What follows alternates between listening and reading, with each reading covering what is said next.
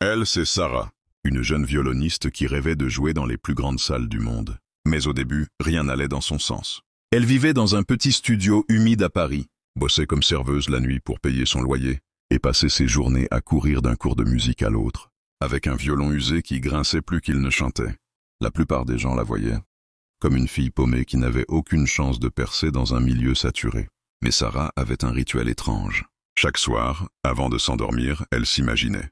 Elle se voyait sur scène, sous les projecteurs, entendre les applaudissements, sentir la vibration des cordes résonner dans une salle comble.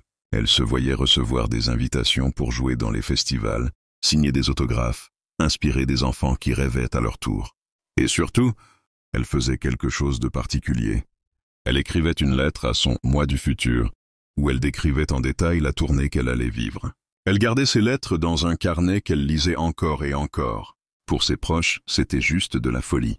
Mais quelques années plus tard, Sarah jouait effectivement dans l'une des plus prestigieuses salles de New York. Alors comment une serveuse fauchée avec un violon cassé a-t-elle pu tracer sa route jusqu'à la scène mondiale? La réponse tient en un mot: visualisation. Quand Sarah se voyait sur scène, son cerveau se mettait littéralement à l'entraîner. Les chercheurs en neurosciences l'ont prouvé. Ton cerveau active presque les mêmes zones quand tu visualises une action que quand tu l'exécutes réellement. C'est ce que les sportifs de haut niveau pratiquent depuis toujours. Usain Bolt, par exemple, visualisait sa course des centaines de fois avant même de poser un pied sur la piste. Il voyait le départ, la respiration, chaque foulée, la ligne d'arrivée. Résultat, il a pulvérisé des records que personne n'imaginait possibles. La visualisation fonctionne non pas parce qu'elle attire magiquement les choses, mais parce qu'elle reprogramme ton cerveau. Elle entraîne ton esprit à croire que cette réalité est normale, atteignable. C'est exactement ce qui s'est passé avec Sarah. Avant, jouer devant 3000 personnes lui semblait inimaginable. Mais après des années de visualisation intense, son cerveau considérait ça comme logique. Mais attention, visualiser, ce n'est pas rêvasser. Sarah ne se contentait pas de s'imaginer sous les applaudissements.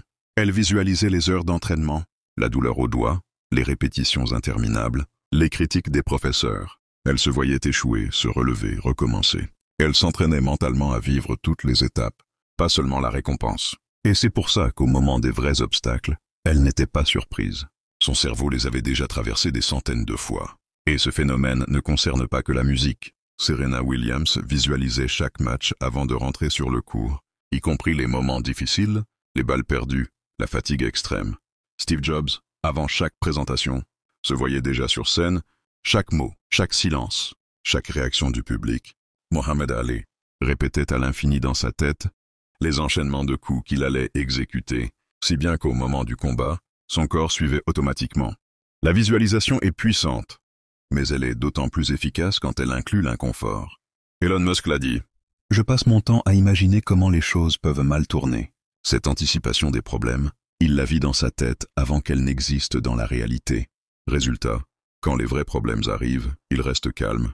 Pareil pour Sarah, les pannes d'instruments, les refus aux auditions, la solitude des voyages. Tout ça, elle l'avait déjà ressenti mentalement.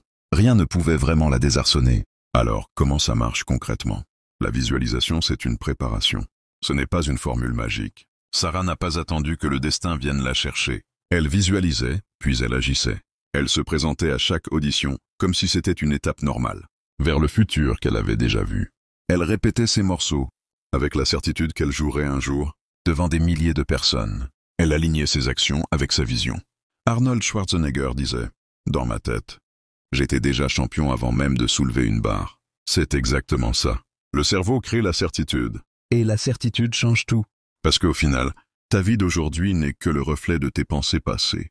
Et ta vie de demain dépend de ce que tu choisis de visualiser aujourd'hui. Sarah, dans son petit studio, avait compris ça. Elle n'avait pas changé son violon, ni ses moyens. Elle avait changé la direction de ses pensées. Et la réalité a suivi. Ton cerveau est la plus grande scène du monde. Tu peux y jouer une tragédie ou une victoire. La différence dépend de ce que tu répètes chaque soir, les yeux fermés.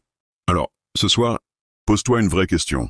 Tu veux t'habituer à tes limites ou t'entraîner à tes possibilités? Votre soutien fait la différence.